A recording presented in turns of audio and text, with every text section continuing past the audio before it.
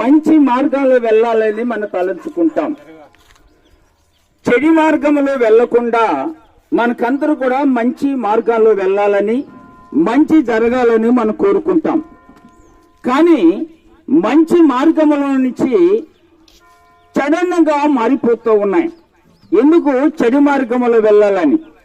కానీ యేసు ప్రభు అలాగనే చెడు మార్గంలో వెళ్లకుండా మంచి మార్గాలు చూపిస్తున్నాడు మనకి, ఒక దారి. అంటే ప్రభువైన యేసుక్రీస్తు మంచిగా ఈ లోకానికి వచ్చాడు. మంచిగా లోకానికి వచ్చి నీ కొరకు ప్రాణం పెట్టాడు, నీ కొరకు రక్తం కార్చాడు, నీ కొరకు నీ కుటుంబం ఇవ్వలేనంత ప్రాణం ఇచ్చాడు, నీ భర్త ఇవ్వలేనంత ప్రాణం ఇచ్చాడు, నీ బిడ్డలు ఇవ్వలేనంత ప్రాణం ఇచ్చాడు.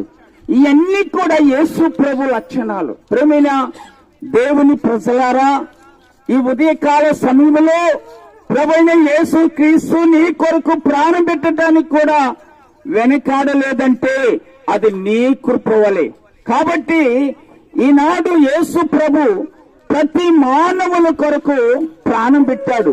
మనమందరూ కూడా పాపము చేశాము, మనమందరూ కూడా మానవుడిగా ఉన్నాము, మనమందరూ కూడా మానవుడిగా ఉండి మానవుడిగా పాపములో జీవిస్తాం. మనము పాపము పోవాలంటే ప్రభువైన యేసు క్రీస్తు రక్తముతో కడగబడాలా. ప్రభువైన యేసు క్రీస్తు ఆయన రక్షణ మార్గములో నడిపించాలని నేను కోరుకుంటున్నాను. అలాగే ప్రభువైన యేసు క్రీస్తు కూడా కోరుకుంటున్నాడు. సర్వ మానవులకి, సర్వ పాపములకి రక్షకుడిగా ఈ లోకానికి వచ్చాడు. కానీ మనము ఇంకా ఆలోచన చేస్తున్నాం.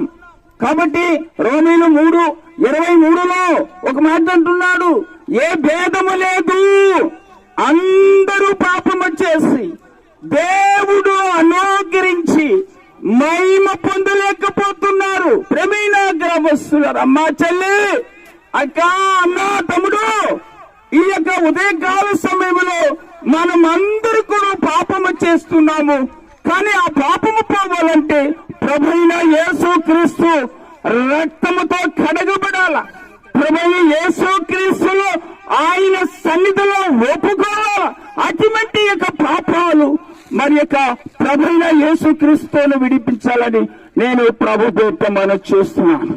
అలాగనే మరొక వాక్యాలు చదువుతున్నది 3:16లో దేవుడు ఎంతో ప్రేమించాడు లోకానికి. లోకమును ప్రేమించిన కాక ఎంత ప్రేమించాడు, నీ బిడ్డలు ప్రేమించలేనంత లోకాన్ని ప్రతి మానవుడు ప్రేమిస్తూ వస్తున్నాడు. అవును ప్రేమైన వారలారా, నీ బిడ్డలు